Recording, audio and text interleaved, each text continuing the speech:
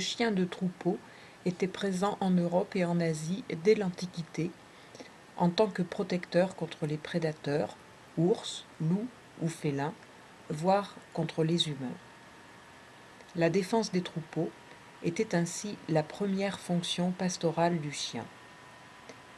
La première mention de l'utilisation de chiens de conduite des troupeaux n'apparaît qu'au XVIIIe siècle. Les bergers pratiquent alors une sélection totalement empirique. Ils se soucient peu de critères morphologiques, autres que ceux de nature à favoriser le travail. Seul compte réellement l'aspect utilitaire de ces chiens.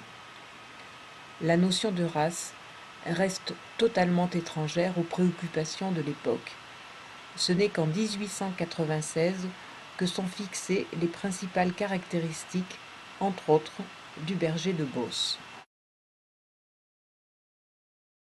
Notre Beauceron reste assez proche du type originel, compatible avec la conduite des troupeaux. Le gabarit important de nos chiens de berger s'explique par une disparition assez tardive des prédateurs dans nos régions, d'où la persistance chez ces chiens d'une double fonction de conduite et de défense, et du fait que ces chiens ont souvent été utilisés également comme bouviers, fonction qui exige plus de puissance que celle de berger. La conduite de troupeau a aujourd'hui beaucoup évolué par rapport à l'époque où la race a été sélectionnée. Les troupeaux sont devenus beaucoup plus importants et le plus souvent conduits en parcelles clôturées, alors que le berger d'autrefois gardait son troupeau le long des chemins et des routes et dans les chaumes, dans un paysage agricole non clôturé. C'est le chien qui remplaçait la clôture en patrouillant infatigablement le long des limites à respecter par les animaux. Il fait ce qu'on appelle la rive, travaillant au plus près des animaux sans les inquiéter ni les affoler. Pourtant, la brebis récalcitrante était ramenée sans discussion dans le rang. Elle ne craignait pas le chien, mais son coup de dent. Il va de soi que le chien avait du caractère pour s'imposer malgré une telle familiarité et une telle proximité au quotidien avec le troupeau. La nécessité de sélectionner des chiens travaillant loin du troupeau ne s'était pas imposée. Il n'y avait pas ces brebis fuyantes ni ces vaches agressives que l'on voit de nos jours. Le Beauceron est un chien puissant, aussi bien au physique qu'en caractère. L'assurance et la domination que lui confère cette puissance lui permet paradoxalement d'être calme, réfléchi et respectueux des autres êtres vivants. Il sait faire preuve de douceur avec les animaux qu'il conduit, aussi bien qu'il le fait avec les enfants de son entourage. Sa fonction initiale de protection est toujours visible au travail, dans la confiance que lui font les animaux de son troupeau. Ils savent que la présence du chien, même en mouvement à leur contact pour les conduire et les contenir, n'est pas un danger pour eux. Le chien est quasiment aussi grand que les ovins ou caprins, même s'il est beaucoup moins lourd. Il saura avec eux s'imposer aux récalcitrants d'un coup d'épaule ou de poitrail, en ayant rarement besoin de mettre la dent. Il faut savoir que les coups de dent au troupeau se contentent de pincer sans serrer et sans tenir la prise, n'occasionnant aucune blessure. Il est rare que le Beauceron ait besoin d'une morsure plus sévère pour s'imposer. De la même façon que sa force de caractère ne lui interdit pas la douceur, son gabarit ne l'empêche pas de travailler en bâtiment et en espace restreint.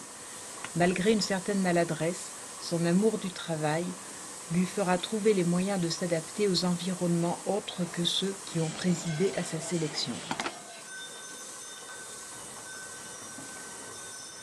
Pour effectuer son travail dans les meilleures conditions, le chien a besoin de gros moyens physiques. Les capacités doivent être nettement supérieures aux besoins courants pour pouvoir faire face aux besoins extraordinaires. Le chien au troupeau doit être capable de dominer les animaux qu'il conduit en vitesse et en endurance, et cela de façon nette et sans équivoque. Cette énergie perçu comme un inconvénient par certains, est une condition sine qua non d'un bon travail. Or, en dressage, chacun sait qu'il est relativement facile de freiner, mais difficile, voire impossible de pousser.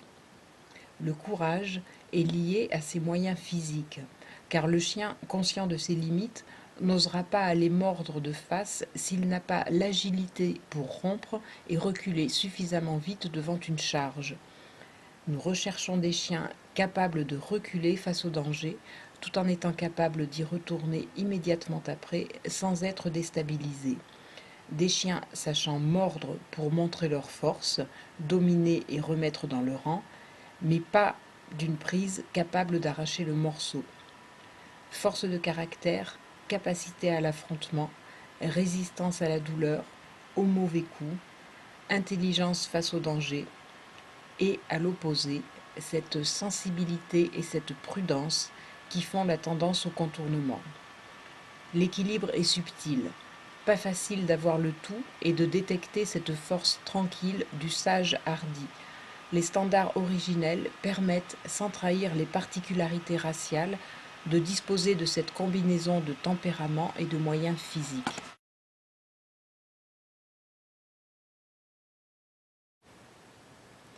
Les concours interraces de chiens de berger sur troupeau se déroulent sur des terrains variés, pourvus d'obstacles naturels et regroupant la presque totalité des exercices qu'un éleveur et son chien sont amenés à exécuter lors de la conduite habituelle du troupeau sur leur exploitation.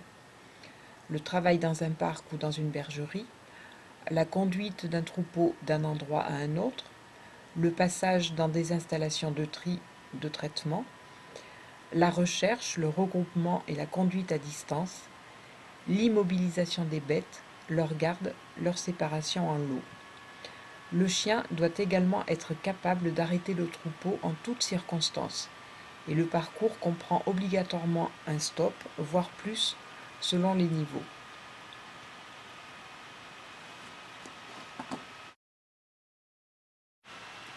Jusqu'en 2000, le concours de chiens de berger sur troupeau n'était pratiqué que par les agriculteurs professionnels de l'élevage. Devant l'intérêt grandissant et pressant pour cette discipline, la compétition s'est ouverte depuis aux particuliers, conducteurs de chiens de berger, mais qui ne sont pas agriculteurs ou éleveurs de bovins ou d'ovins à titre principal. Les concours ont pour but de mettre en valeur les diverses qualités du chien: obéissance, activité, douceur, initiative, aptitude bergère, de promouvoir la sélection et l'utilisation, et d'apprendre aux utilisateurs la manière de bien dresser et de bien utiliser leur chien, car il n'y a pas de bon troupeau sans bon chien. Il y a 3 parcours sur 3 niveaux de difficulté, adaptés au niveau de formation des chiens et permettant de juger de leur maîtrise dans la conduite des animaux. Le concours de niveau 3, le plus élevé, est un concours sélectif, parce que ce sont les résultats qui y sont obtenus qui servent à la sélection des finalistes pour le championnat de France de travail sur troupeau.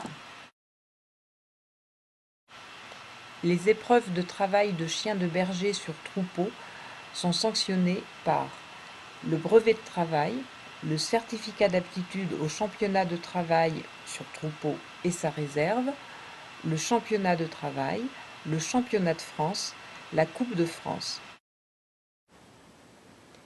Il y a environ une douzaine de bosserons qui sortent en compétition troupeau, dont les conducteurs, pour moitié, ne sont pas des utilisateurs de profession agricole.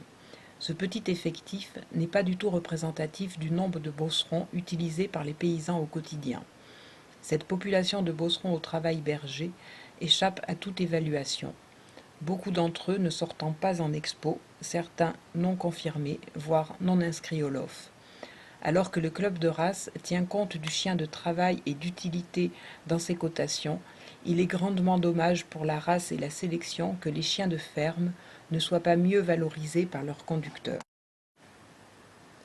Même s'il existe dans la race des familles de chiens réunissant suffisamment de caractères et de moyens physiques pour être de bons sportifs et de bons travailleurs, Les lignées troupeaux n'existent pas formellement puisque les origines sont communes et que certains individus issus de lignées dites classiques montrent qu'ils peuvent être excellents. Les qualités de base sont restées présentes dans la race. La plupart des chiens de berger gardent de leur passé de travailleurs des qualités physiques et psychiques qui les font exceller dans le rôle de chien de garde et d'utilité, mais aussi fort appréciés en tant qu'animal de compagnie. La grande majorité des chiens dits de berger ne verront jamais de leur vie un mouton. Les tests d'aptitude naturelle sur troupeau ont ainsi pour but la conservation d'un certain atavisme que beaucoup d'amateurs ont peur de voir un jour disparaître. Les dérives des jugements de beauté, quand la priorité est donnée à ce qui se voit, détournent les chiens de leurs aptitudes naturelles. Les qualités propres d'une race sont directement liées à sa fonction originelle et trop s'en éloigner s'apparente à une forme de trahison et finit par la dénaturer. Il ne suffit pas que les papiers d'un bosseron garantissent qu'il en soit bien un sur son aspect, il faut aussi qu'il apporte au moins une chance sérieuse d'être un bon travailleur. Sinon, il faudra avoir le courage et la franchise de reconnaître que le milieu paysan et le troupeau, ça n'intéresse plus personne. Le chien de troupeau est l'outil de travail de ceux qui ont pour vocation principale de nourrir le monde. C'est également le compagnon de la relation extraordinaire que procure le plaisir d'avoir un bon chien tous les jours à ses côtés.